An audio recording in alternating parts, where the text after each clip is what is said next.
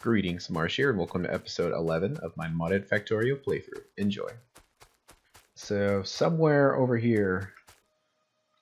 Yeah. I'll just... Whoop! Look at that, some biters. Found our first biter nest. Looks like they're too far away from the pollution cloud to be a problem now, but something to keep in mind.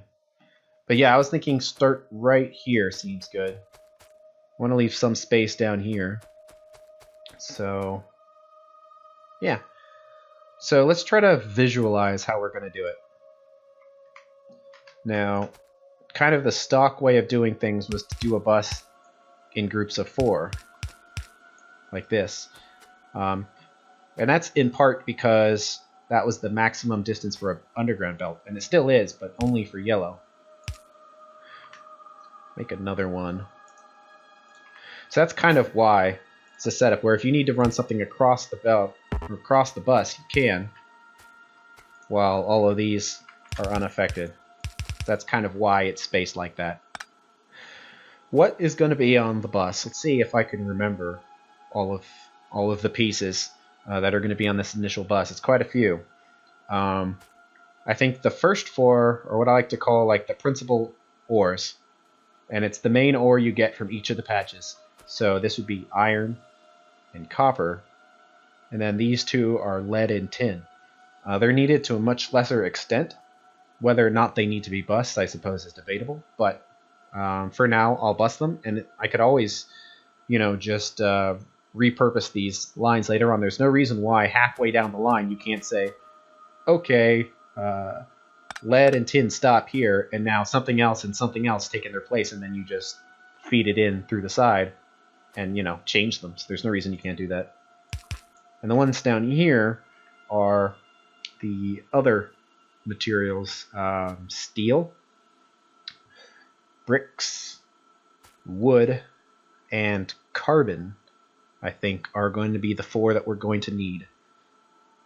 And then I like to make another 2 belts, or 2 groups of belts below that for intermediate materials.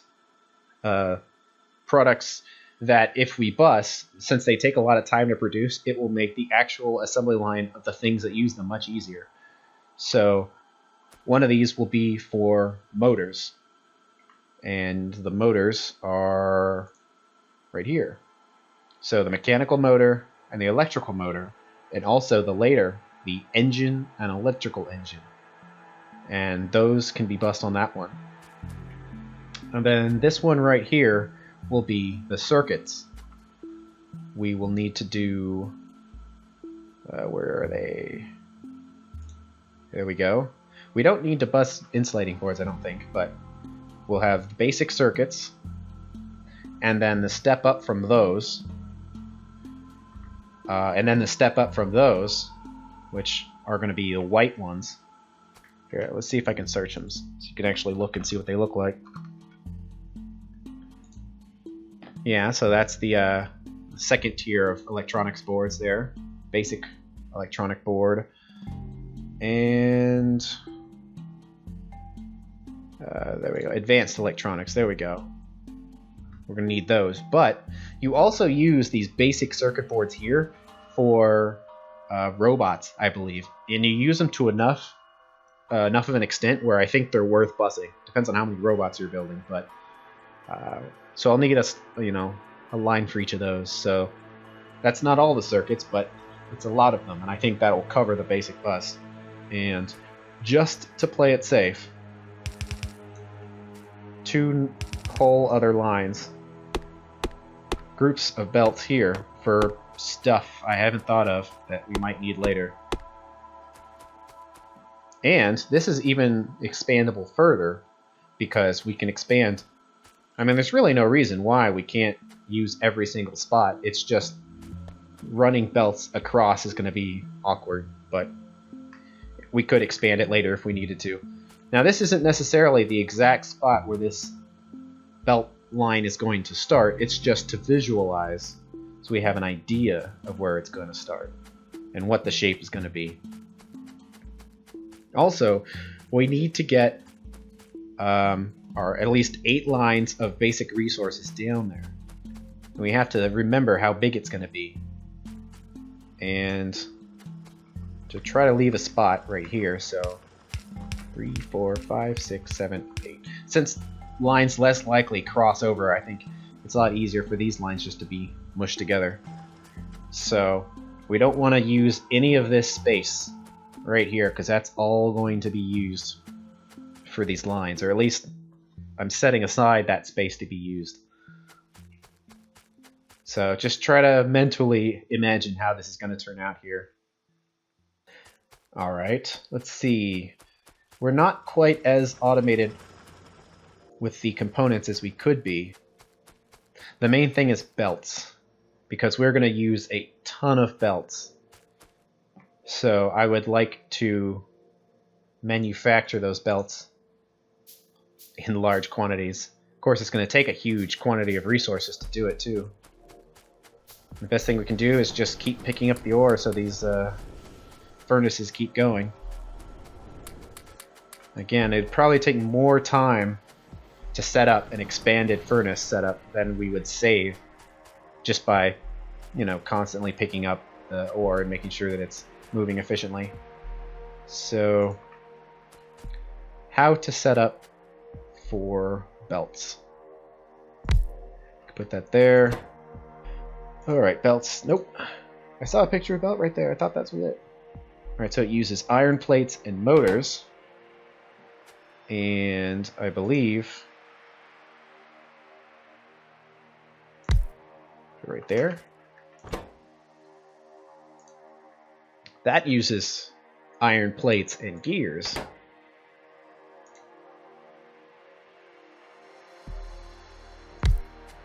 Yep, and then gears, which also use iron plates. There we go. So all of 3 of these components use iron plates. How convenient. So we can feed them off of one belt, or one box, and have it go into each thing. And then it's a little cheaty, but it's a lot easier if we just kind of move along the corners here, just to keep the resources flowing. Let's see, let's make some boxes. I think this is going to be a fairly fast setup, so we need all reds for this. We want to limit this to probably 2 stacks? I don't know, maybe we need more like 4, but let's give this a shot and see how it works. So that's good.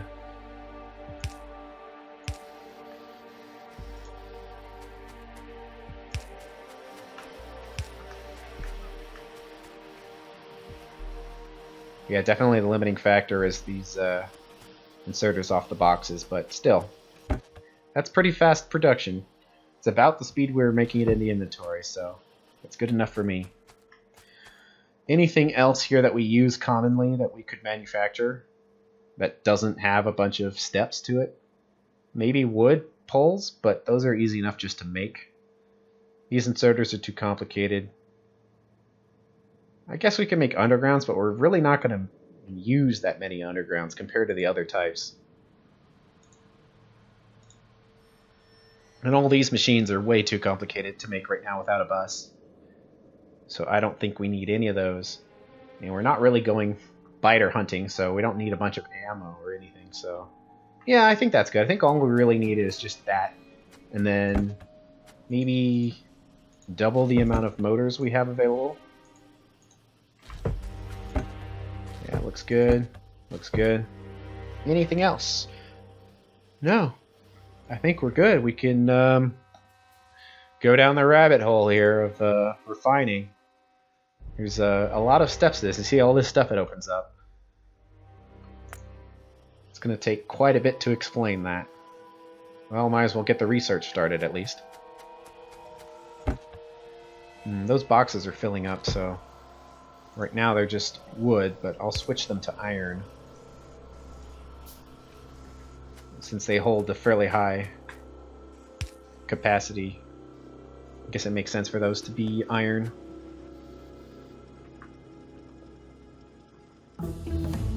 All done. So what do we unlock? All manners of things. And we unlock two machines, the electric ore crusher and the ore sorting facility. And now we can crush all of the ore types, both bobmonium and rubitite, which we have available on our starting base, and the jovalite and crotinium, both of which those are kind of the rare ones, but they're also very useful. And we also have the ability to sort each one in the sorters, and we can also crush slag. And I will get to all of that in a little bit. First of all, though, the ore crusher, yeah, is 50% faster. It's at crafting speed of 1.5 compared to 1 for the burners. So right out the gate, we can slightly improve efficiency by replacing these mechanical burner crushers with the electric ones.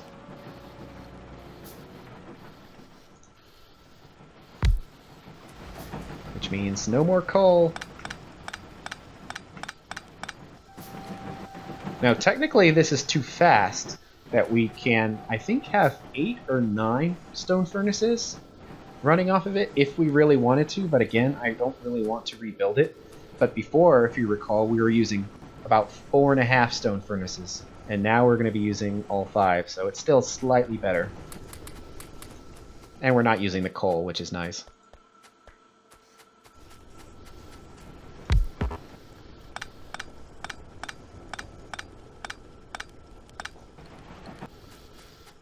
Might as well turn those other bits into ore crushers. And I will make an ore sorting facility to kind of show you all of the options that have opened up.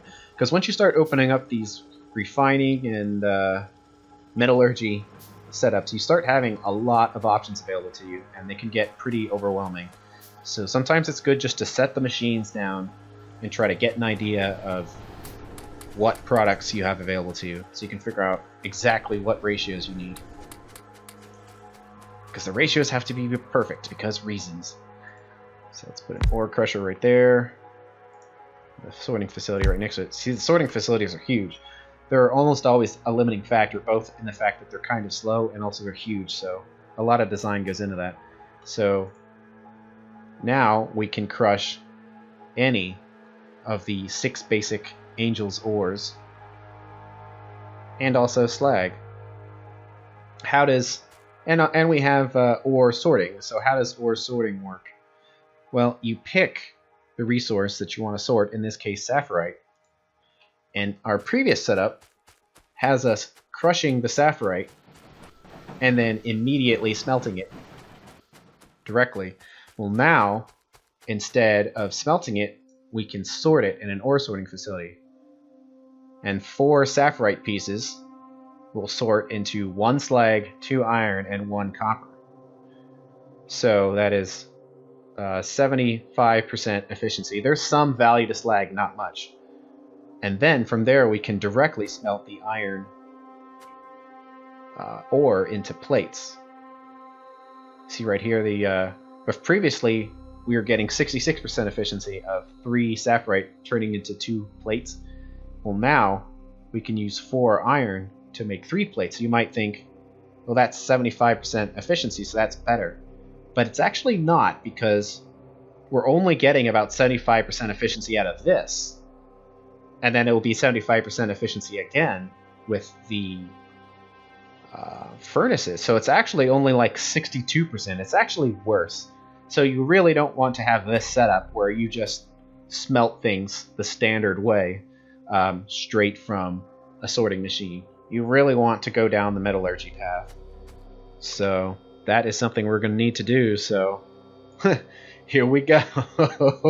I told you this is a rabbit hole. Look at all this stuff. Here we go. And just the basic research is going to unlock blast furnaces, chemical furnaces, induction furnaces, and casting machines. And it doesn't even unlock any processes, just those machines. But yeah, we got to get those started. But see the other recipes, stereotype is almost the same, you see, except it's 2 copper and 1 iron. And also, the givolite and the crotinium are the same. They actually produce the same stuff. It's kind of weird, but you really shouldn't be using them for that. You should be using it for special types of ore sorting, which comes later, which is much more efficient. And then from rubitite, we can get lead, which are the black ore pieces, and nickel, which is kind of that greenish one. And from bauxite, we get tin, which is the green, and silicon, which is white. Both the silicon and the nickel we don't really need right now, so it's kind of a byproduct, but like before, when I'm mining and then holding on to these for later, we're going to do the same stuff with silicon and nickel. We're going to need it later, so we might as well hold on to it. So now is probably a good time to talk about ratios, and I have lots of notes because I wanted to do the calculations to make sure these were just right.